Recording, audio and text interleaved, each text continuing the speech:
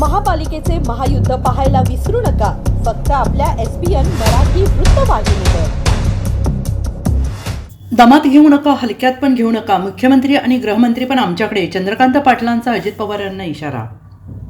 दमात घेऊ नका आणि हलक्यात पण घेऊ नका, मुख्यमंत्री पण आणि गृहमंत्री पण आमच्याकडे आहेत, अशा शब्दात भाजपाचे उच्च आणि तंत्र शिक्षण मंत्री चंद्रकांत पाटलांनी उपमुख्यमंत्री अजित पवार यांना इशारा दिला आहे।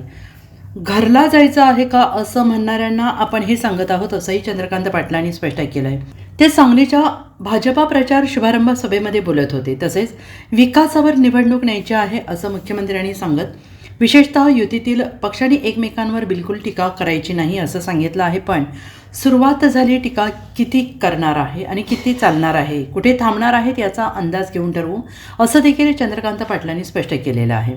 आणि केवळ 2.5 वर्ष मिळाल्यानंतर म्हणजे आपला उल्लेख केला सुरेश भाऊनी की सरकार आल्या मान्य देवेंद्रजींनी रस्त्यासाठी 100 कोटी रुपये दिले, असं तिन्ही स्तरावरचं काम इतकं प्रचंड झालं आहे।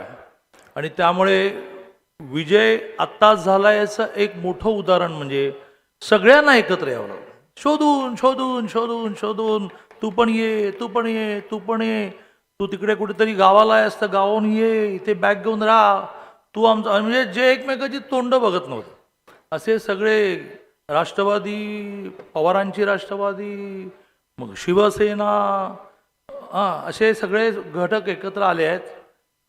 आधी आणखीन मोठी होईल, कारण ती जेवढी मोठी होईल तेवढं लढता येईल ना, काही उपयोग होणार नाही। माननीय देवेंद्रजींचं महाराष्ट्रातलं काम, देवेंद्रजींचं सांगलीकडे असणारं लक्ष, याचा विश्वास सर्वसामान्य माणसाला आहे।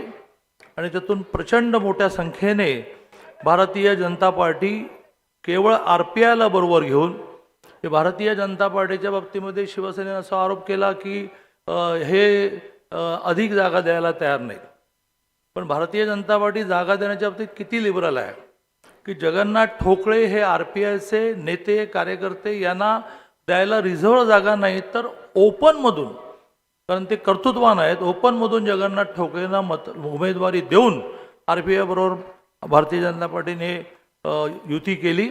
आणि त्यामुळे आम्ही सगळ्यांना सामावून घेणारे आहोत। ज्यांचं एकही जागा गेल्यावर निवडून आले नाहीत त्यांनी किती जागा मागायच्या, ज्यांच्या आल्या परंतु विखुरलेल्या गेल्या इकडे इकडे इकडे त्यांनी किती मागायच्या। आणि त्यामुळे आमच्या कार्यकर्त्यावर अन्याय करून तर आम्ही युती करू शकत नव्हतो। शेवटी एकच मुद्दा मांडून मी माझं बोलणं संपवेन। माननीय देवेंद्रजींनी निवडणुकांची एक नीती, एक धोरण आमच्यासमोर मांडलं की निवडणूक विकासावर आपल्याला न्यायची, विशेषतः युतीतल्या पक्षांनी एकमेकावर टीका बिलकुल करायची। पण सुरुवात झाली टीका करायला, ती आता किती चालणार आहे, कुठे थांबणार आहे याचा अंदाज घेऊन ठरवू। परंतु नगरपालिकांच्या निवडणुकामध्ये टीका करण्याने असं म्हटलं की तिजोरीची किल्ली आमच्याकडे आहे। मी भोरच्या सभेमध्ये मांडलं आणि ते खूप महाराष्ट्रामध्ये चाललं की तिजोरीची किल्ली तुमच्याकडे आहे, परंतु तिजोरीचा मालक आमच्याकडे आहे। आता असं म्हणेन, घरला जायचंय का असं म्हणणाऱ्यांना मी असं म्हणेन की मुख्यमंत्री पण आमच्याकडे आहेत आणि गृहमंत्री पण आमच्याकडे आहेत। त्यामुळे दमात घेऊ नका आणि हलक्यात पण घेऊ नका।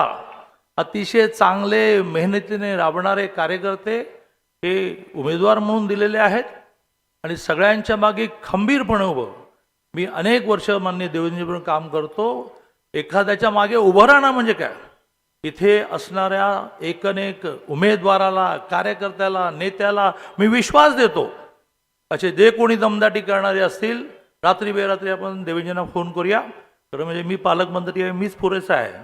पण नाही भागलं तर देवेंद्रजींना फोन करू। त्यामुळे हुशाऱ्या करणाऱ्यांनी, दम देणाऱ्यांनी जरा विचार करून आपलं काम करावं।